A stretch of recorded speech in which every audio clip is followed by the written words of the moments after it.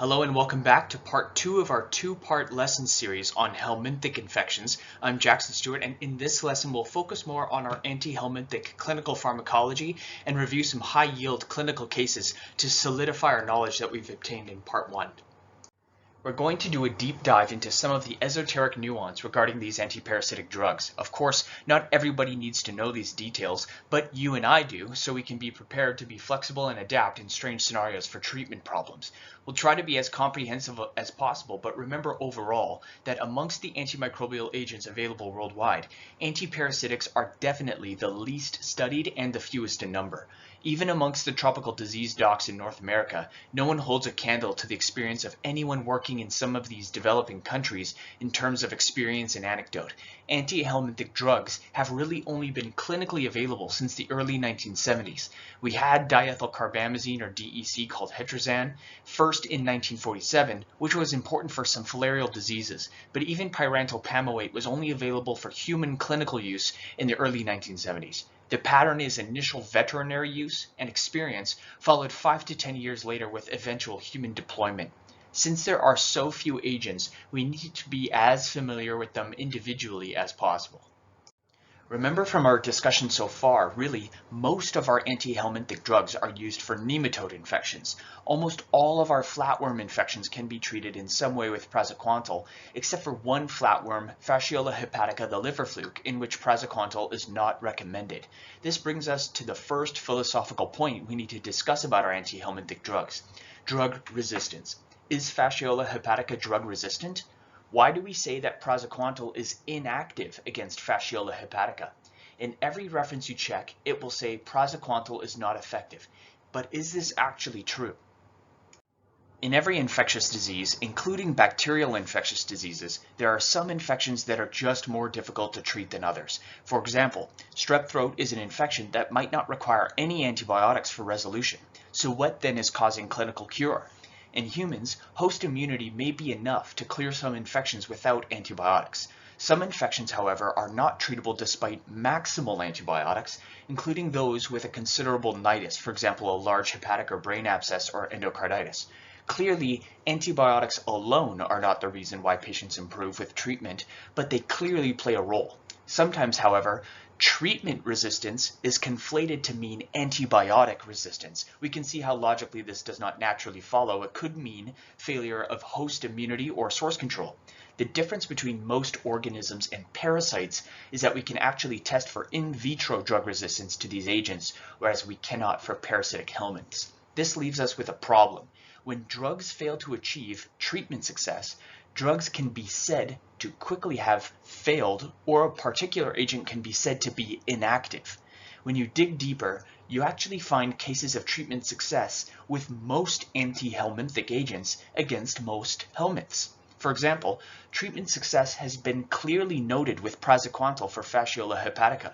So is it resistant to Praziquantel, or is it a difficult to treat infection that may or may not have had the other necessary components needed for effective treatment? The other complicating factor is the fact that our helminths go through life cycles, where at different stages in their life, they may conceivably be susceptible to killing by either the immune system or drugs, or difficult to treat with both of those methods. For example, worms that encyst, or those who have egg stages within the host. We have to think of these problems before casting drug options out as resistant or inactive, since ultimately some parasitic worm infections harken to Anisakis simplex or Balis ascariasis are just tough to treat, and no anti-helminthic agents really have a good outcome. This is probably less of a drug problem and more of a disease problem.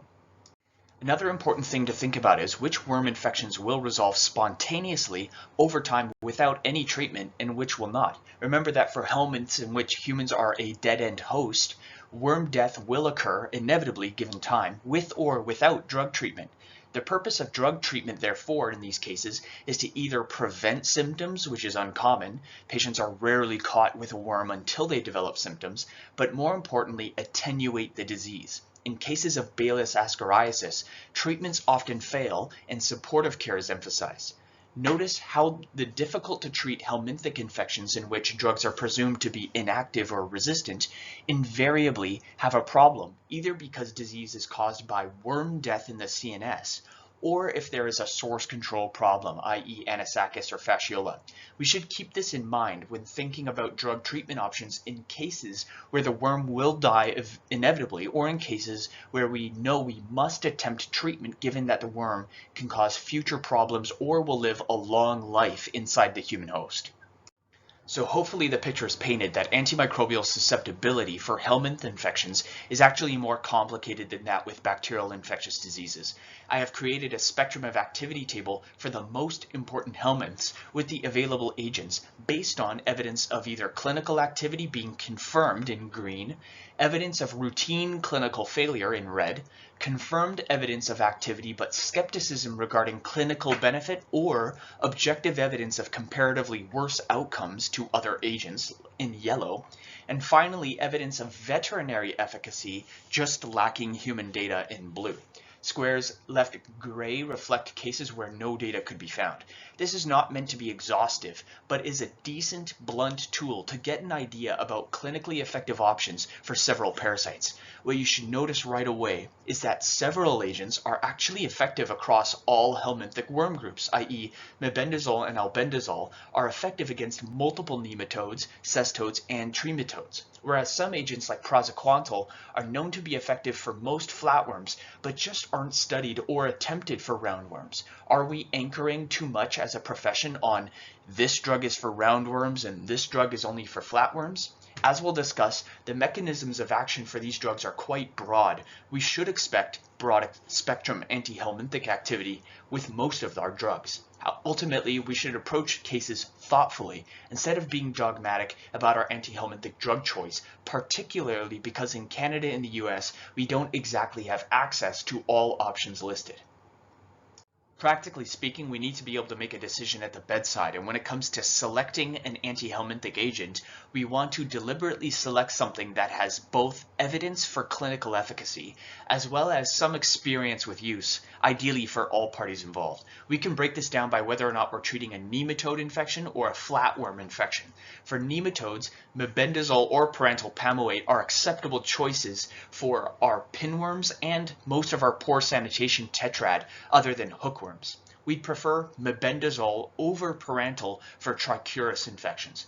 For the migratory worms, Toxocara, Trichinella, or Angiostrongylus, we'd be okay with either mebendazole or albendazole.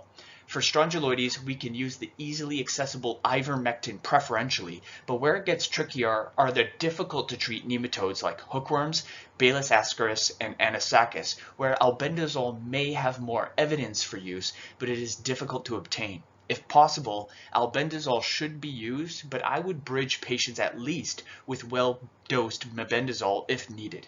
For tapeworms, things are much simpler, preferring praziquantel for most flatworm infections other than fasciola hepatica, although in fact it may work. We often need ERCP removal or perhaps nitazoxanide for treatment, or difficult to treat cystic tapeworm disease where a combination of surgery plus minus praziquantel and a Benznidazoles may be justified. Now we're going to do a bit of a deep dive on each individual agent we have available for anti-helminthic drugs. Before getting into the clinical pharmacokinetic nuance, it's important to get a broad view on what in general has been studied in this sphere already. In contrast to our antibiotic agents available, antiparasitic drugs in general are not well studied. Even though these drugs have been around for a comparably long time, most of their pharmacokinetics is still unknown. This could be because of a perceived lack of importance of some of these details, or simply because these infections are less common and these drugs are generally less used. This is important, however, when considering selecting between agents. Relying on pharmacokinetic principles for decision-making is even less evidence-based than it is for antibiotics. Penetration to the site of infection, renal dose adjustment, obesity dose adjustment, and other decisions are simply guesses in this context. This will highlight the emphasis we should place instead on correct diagnosis of helminthic infection, and then preferentially the decision on which anti-helminthic to use, considering things like real toxicity and drug availability as priorities over theoretical PK principles.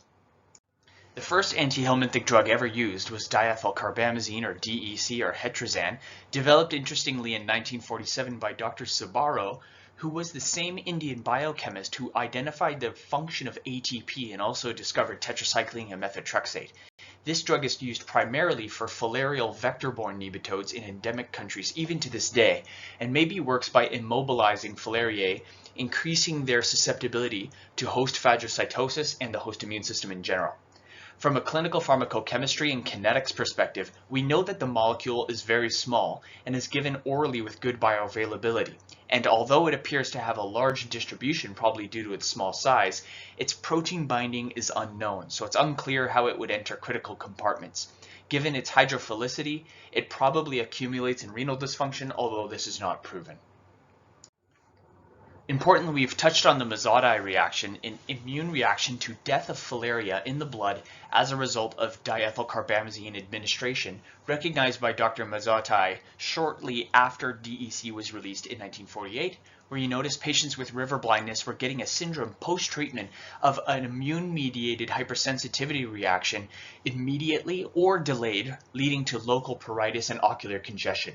It's unclear if this reaction is a result of the death of the Wolbachia symbiote or the parasitemia itself, but either way, some cases were noted to result in blindness if worm death occurred in the eyes. For this reason, DEC should not be given in patients with Onchocerca infection. This might occur with other agents, mostly with Ivermectin, and maybe not with the others, or at least a very attenuated reaction. Other adverse effects stated actually retrospectively seem to be attributable to the Mazzotti reaction, but things like calabar swellings and painful scrotal nodules have been pointed out, again likely to be related to worm death rather than drug toxicity per se. Remember, the skin nodules characteristic of Onchocerca death and calabar swellings characteristic with Loa infection. Moving on to the largest group of anti-helminthic drugs, the Benznidazoles, which is a group that includes mebendazole, albendazole, and the less commonly used triclobendazole, and even some veterinary agents like fenbendazole and thiabendazole. These drugs should be considered broad spectrum, as previously stated, with a mechanism that involves simply binding to cytoplasmic microtubules, a feature of most eukaryotes, reducing glucose absorption and causing worm starvation, poisonous to worms at doses given, but typically well tolerated in humans. From a clinical PK perspective, you can see clearly that our log P and volume of distribution data suggests that these agents are quite lipophilic, but are absorbed to an unknown extent. It's commonly believed that albendazole is absorbed better than the other agents, although its absorption is erratic. If you are serious about optimizing PO bioavailability, you'd be giving each of these with a high-fat, bulky meal to increase absorption. Albendazole is also less protein-bound than the other agents, so theoretically this could enter compartments better than mebendazole, but we have seen clinical efficacy for mebendazole for most of the infections that albendazole is typically listed as first line for. Nil renal adjustment should be needed with dominantly fecal elimination, and albendazole and triclobendazole are metabolized in first pass as a prodrug to an active sulfoxide metabolite. So this is very important if there are cytochrome P450 3A4 inhibitors or 1-alpha-2 inhibitors on board. You would expect reduced metabolism to their active forms. From a tolerability perspective, as stated, these are generally well-tolerated agents. Reports of nonspecific side effects and CNS issues are dominantly in the context of infections which are already causing these problems, so are very confounded. Elevated liver enzymes as well have only been reported in the context of concomitant liver cystic disease, so may not be Benznidazoles mediated at all. Interestingly, increased sweating is seen for some reason in 25% of triclobendazole treated patients, maybe disease related as well, and decreased ejaculate volume has been specifically noted with mebendazole, again unsure of the significance of this or if this is post-marketing only.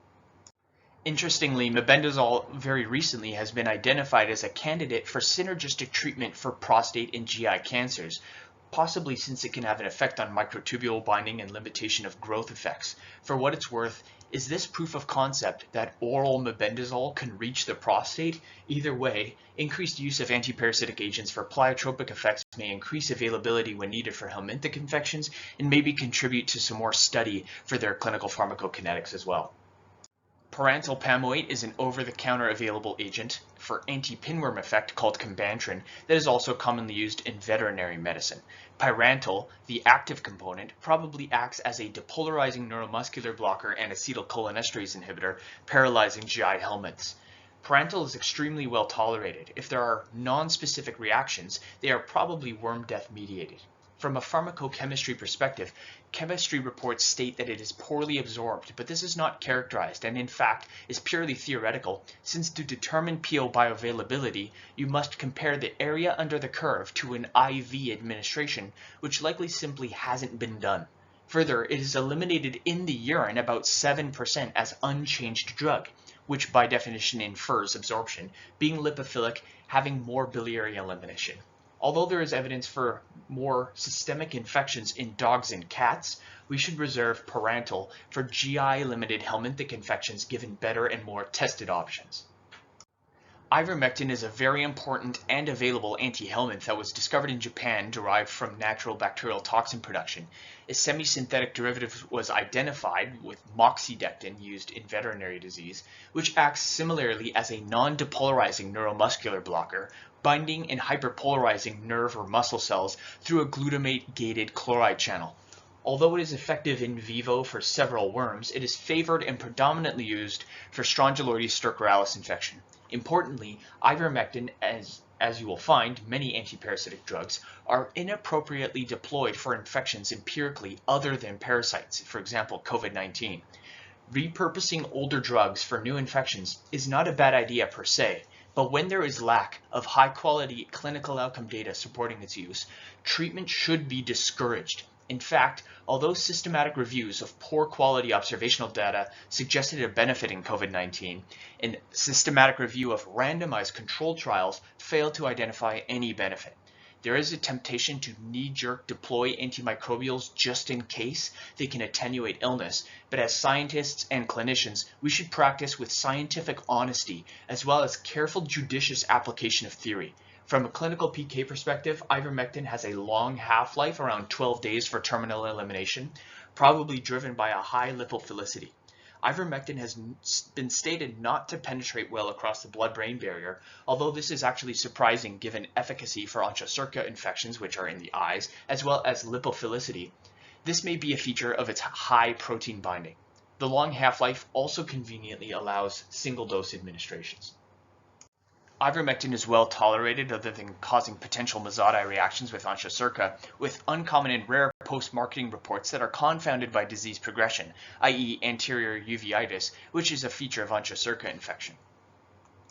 The agent most trusted for flatworm infections is Praziquantel, which was discovered in Germany in 1973. Praziquantel probably works by causing a hyperrigidity syndrome in worms by increasing membrane calcium permeability, leading to dislodgement from the GI tract or elsewhere, and paralysis. Praziquantel is well tolerated, but has been significantly associated, interestingly, with atrioventricular block, as well as ectopic premature ventricular contractions, and may be associated with other arrhythmias. From a chemistry perspective, it is another widely distributed lipophilic agent, but is known to be well absorbed orally, so should be relied on for multiple infections. Importantly, it is a cytochrome P453A4 substrate, so we should pay attention to drug-drug interactions with this drug. I'd expect good compartmental entry despite lack of data due to the lipophilicity and moderate protein binding. Lastly, nitazoxanide is an agent more frequently used worldwide for intestinal protozoal infections, but is actually effective against many different worm infections as well, and should be considered second line in situations of lack of access. Nitazoxanide is metabolized via phase 2 metabolism into tizoxanide, the active metabolite, which interferes with pyruvate ferredoxin oxidoreductase, which prevents important electron transport chain action as well as anaerobic metabolism. Luckily, it is well tolerated in humans, but interestingly can cause a greenish discoloration of urine, which is a valid counseling point. For clinical PK, it is a smaller molecule with unpredictable bioavailability and almost complete protein binding. I would expect difficulty with compartmental entry. For some additional clinical pharmacology, each of the agents has a standard dosage used for a variety of infections, commonly BID dosing for the Benznidazoles. Although many infections are treatable with a single dose regimen, none of our anti-helminthic agents actually have more than BID dosing. Importantly, as previously stated, little is known regarding the clinical PK other than what we have speculated from a clinical pharmacology and chemistry perspective. No renal or hepatic dosing adjustments have even been offered by the manufacturers from lack of data other than in the case of Praziquantel. It is important to note that some agents are much more expensive in Canada than others, mebendazole being about $5 per tablet, albendazole being just over $100 per tablet in some cases. Many agents are available as tablets and chewable tablets, which should allow for treatment for most patients. None of these are available as IV, and so treatment would need to occur through an NG or other enteral access. We'll summarize that albendazole, ivermectin, and praziquantel are all cytochrome P453 alpha 4 substrates, and triclobendazole is the only cytochrome P450 inhibitor with 2C19. Most are probably safe in pregnancy other than DEC if causing the Mazzei reaction could be unsafe. Most can be given with breastfeeding, and not all of these agents are equally available in Canada, some like albendazole and nitazoxanide being Special Access Program or SAP, whereas some are available but just not covered by most drug plans, like ivermectin. This is a problem for rare infections and is probably a consequence of how rare these infections are. So let's take a moment to review some of our pharmacology principles we've discussed. Question 1 is, which anti-helminthic agent is associated with arrhythmia or ectopic beats? The answer, of course, is praziquantel. Question 2, explain which anti-helminthic agents have data regarding CNS penetration or any critical compartmental entry. The only ones we have data for include albendazole with some CNS penetration and praziquantel which also has some data for CNS penetration. Others can be speculated to have entry despite some lack of data. Third, which anti-helminthic drugs require a dosage adjustment for renal or hepatic dysfunction? The answer is, of course, none of these agents have data that supports the need for these adjustments. Fourth, which anti-helminthic drugs are suspected to be relevant for drug-drug interactions in clinical practice? So this, of course, includes albendazole, praziquantel, triclobendazole, and ivermectin. Fifth, which anti-helminthic drugs are not safe in pregnancy and why? And the answer is, of course, just DEC in the context of the Mazzei reaction with Onchocerco volvulus. Sixth, which anti-helminthic drug is associated with hyperhidrosis and which is associated with decreased ejaculate volume? The answers are triclobendazole and mebendazole respectively. Lastly, in which infections may albendazole truly outperform mebendazole as an available alternative? The answer is perhaps in hookworm infection, as well as possibly for Balis ascariasis and anisakiasis, although these last two infections are difficult to treat even with albendazole. Remember that whenever we try to get an agent that's not available in Canada, we must apply to the Special Access Program to obtain agents. Clinically, we should be thoughtful if we are able to use agents that are locally available despite what might be preferred from a traditional or historical perspective, especially when patients are ill and we cannot await delivery of these drugs. Now let's get into some patient cases for some practice for everything we've discussed so far. Our first case is a 34-year-old male from Eritrea who immigrated 1 year ago, presenting now to the hospital with fevers, chills, weight loss, ultimately found to have a new diagnosis of HIV and multiple opportunistic infections including pulmonary MAC and oroesophageal HSV. The question is, which helminths, if any, should be considered as possibly causing infection or requiring at least a screen in this clinical scenario?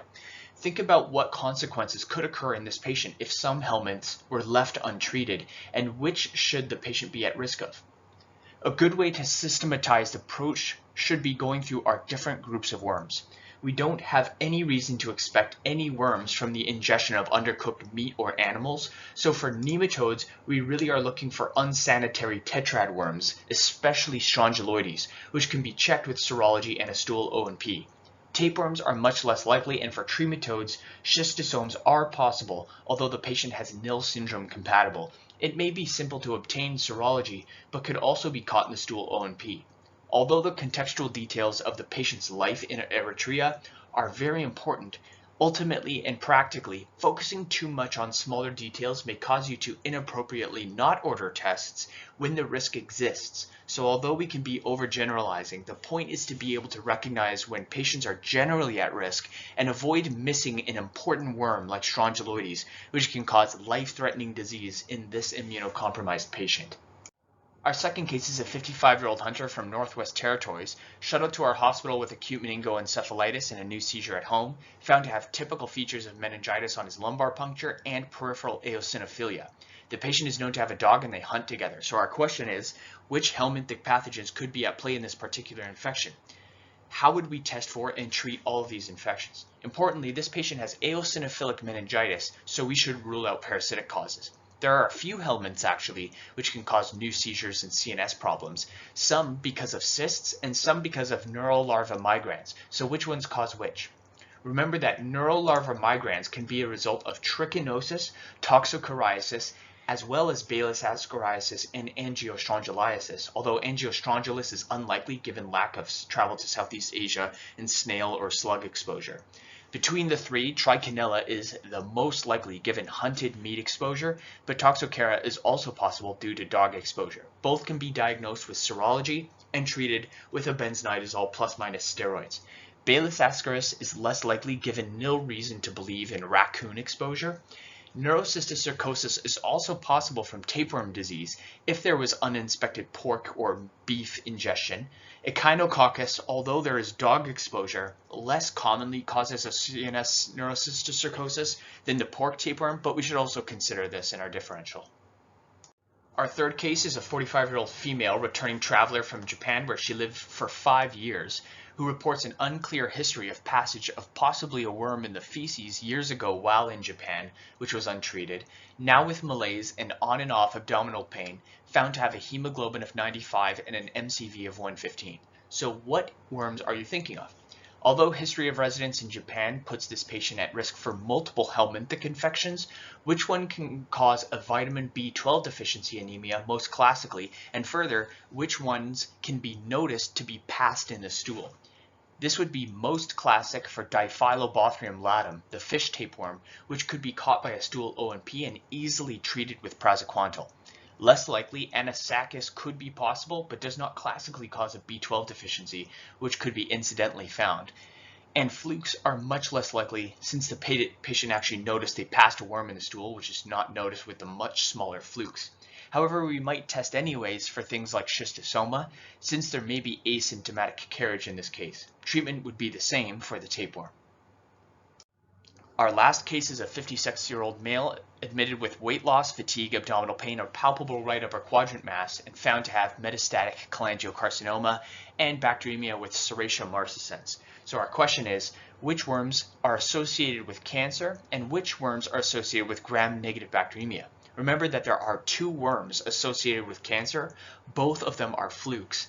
And all GI tract worms could theoretically cause GI membrane disruption and gram-negative bacteremia, but ascariasis and strongyloides are the most common, and schistosoma can classically do this as well with salmonella bacteremia. Clonorchis sinensis is classically associated with cholangiocarcinoma from undercooked freshwater fish, and schistosoma hematobium is associated with a squamous cell carcinoma of the bladder. To finish off, let's quickly discuss helminthic infections in veterinary medicine, particularly small animal medicine, since our relationships with dogs, particularly in Canada, is one of our chief risk factors. Helminthic infections probably receive more attention in veterinary medicine in North America and are more common, since dogs and cats can live outdoors perpetually and may eat directly from soil and water reservoirs. Similar worms cause disease in small animals as they do in humans, but 3 key helminths have been described by veterinary organizations for targeting, in particular Toxocara, Echinococcus, and Dirofilaria immitis, or the heartworm. In veterinary medicine, consideration of routine prophylactic deworming is actually a common practice, with monthly or annual visits to reduce burden as a public health concern. In general, some things can be done to reduce the burden in cats and dogs, including routine visits for fecal examinations in some countries, but mainly by keeping pets indoors or feeding deliberate commercial diets or food prepped by freezing to prevent worm infection. Dogs and cats in general should not be allowed feeding access to rodents, any carcasses, or placenta or aborted fetuses of cattle or sheep to reduce echinococcus infection, and fresh potable water is recommended for all animals. Some pathways have been published for how to screen dogs and cats effectively and stratify by risk. For dogs, if they live inside only, routine fecal exam may still be recommended at least annually. For dogs who live in fox tapeworm areas or eat prey animals, treating as frequently as monthly is recommended prophylactically. For cats, most live indoors, but those who are free to roam are assumed to have access to be eating rodents, and thus Toxocara cati and Tania eggs fecal exam is suggested routinely and prophylactic treatment is recommended. Remember that Toxocara can strictly infect your dog or cat as well. Clinical presentation is that dogs may pass or vomit full worms, potentially also might have a cough, since Toxocara has a lung stage in its life cycle for dogs and cats. Fecal examination routinely would be indicated, and dogs are treated with fenbendazole, a similar agent to our Benznidazoles, albendazole, and mebendazole. Echinococcosis in dogs from eating hoofed animal entrails. Remember, these dogs are actually getting tapeworm disease from this organism because they're eating the cysts rather than the eggs. Dogs can present with unthriftiness, which refers in animals to failure to grow or develop normally, or potentially diarrhea, irritability, and rarely intestinal obstruction. Dogs can become emaciated from tapeworm disease, and in general, our small animal companions suffer more from loss of nutrients than we do. Treatment involves giving Praziquantel, which is safe in dogs. Lastly, an important dog and cat specific helminth infection is heartworm, a disease caused by a vector-borne mosquito filarial nematode called Dirofilaria immitis, possible in Canada and the US, but more common in eastern Canada and the southeast US. Any Aedes or Anopheles or Culex mosquito can carry this worm and enters the bloodstream of dogs more than cats and travels to the pulmonary arteries where it takes residence and causes a pulmonary hypertension and right-sided heart failure clinical picture with hemoptysis and exercise intolerance. Humans can be infected asymptomatically but don't develop disease. Interestingly, though, they may develop an incidental coin lesion on chest x-ray. Cats are much less infected than dogs. Although outdoor cats are rarely infected, they generally develop a more severe disease than dogs. Diagnosis in small animals is by serology, and some centers test all animals annually. Treatment is interesting and also involves killing possibly symbiotic Wolbachia species with doxycycline, but in felines, Ivermectin may be used with a Pyrantel Pamoate drug combination. Today we went through a lot of new information. Take the time needed to review sections so that you can take this knowledge and apply it in your practice when helminths should be expected. Some key learning points are that first, if you're going to test for a worm, make sure that you can actually name it first. If you can't state clearly which worm you expect to find, it probably is too low yield of a test to order. Second, learn helminths in a way that helps you apply it later. Here we've discussed categorizing them by phylum and class, but we also made several subgroups so that we can recognize the right clinical scenario. In North America, we mostly should watch out for infections related to either dog exposure or uncooked beef, pork, or hunted meat exposure. Although some drugs are hard to obtain, we have several good options in Canada, and with a little knowledge of their activity in clinical pharmacology, we can apply the drugs effectively when we run into trouble with acquisition. Thank you for watching.